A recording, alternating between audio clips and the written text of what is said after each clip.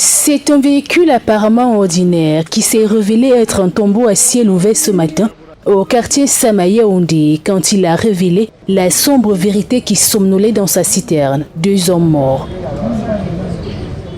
Garé à cet endroit depuis la veille aux alentours de 22 heures, il va attirer l'attention des riverains puisqu'ils n'en verront pas les passagers qui pourtant avaient été aperçus dans un débit de boisson cette même nuit après une ultime livraison. À 22h, il y a une dame qui dit qu'elle lui est vue assise là-bas avec son motoboy. Et les agressés pour vous agresser. Juste la boutique qui est devant la citerne là.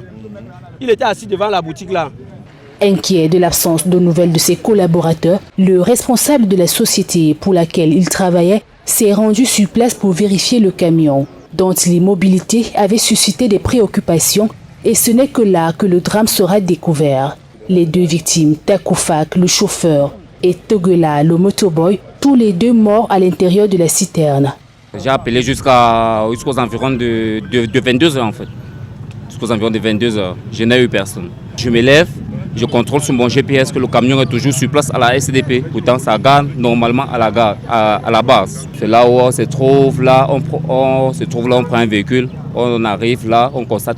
La famille des victimes, sous le choc, demande des éclaircissements sur les circonstances de ce drame et souhaite que lumière soit faite sur cette affaire.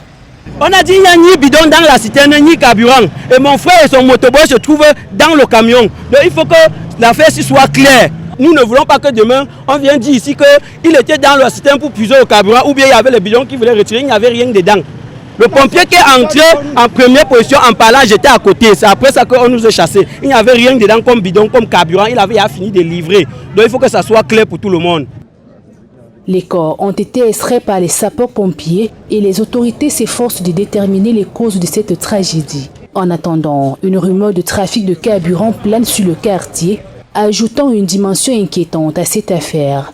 Cet incident rappelle l'importance d'une vigilance accrue face aux dangers qui nous entourent.